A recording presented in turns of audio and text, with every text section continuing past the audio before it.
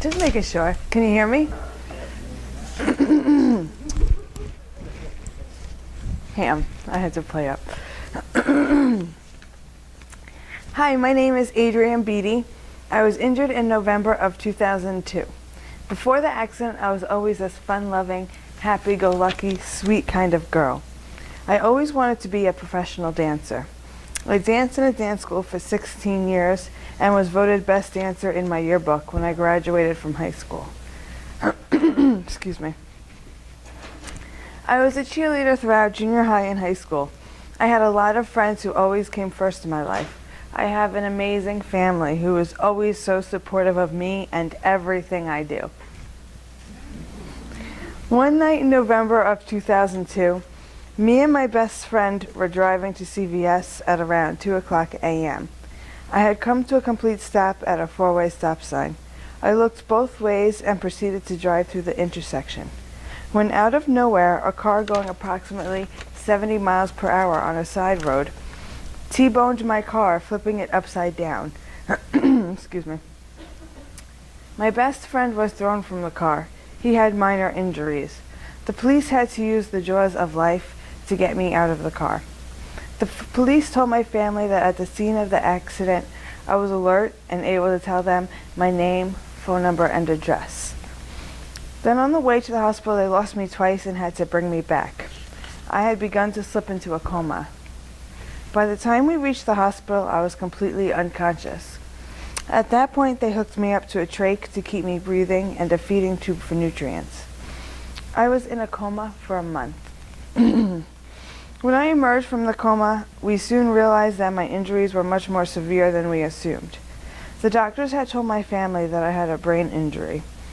I had to relearn everything. For example, how to hold my head up, talk, walk, eat, swallow, and go to the bathroom.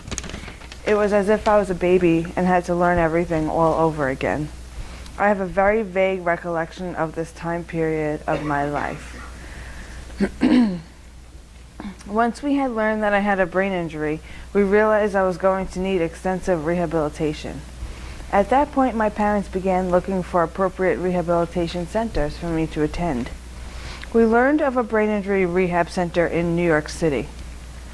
I was enrolled at Rusk Rehabilitation in February of 2003. I then transferred to Bancroft in 2006.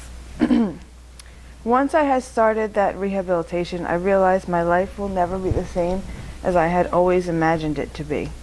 Let me try to explain a little what rehab is like for me. It can be frustrating, tedious, and exhausting.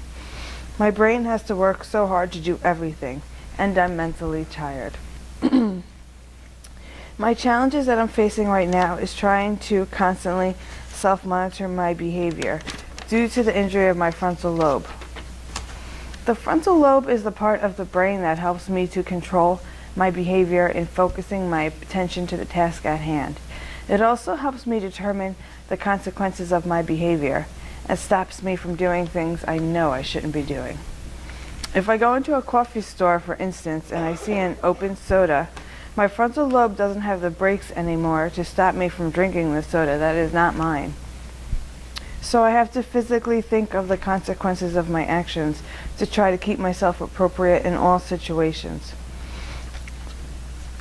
Another challenge I face is just keeping myself motivated to continue this rehab I've been doing for over 7 years.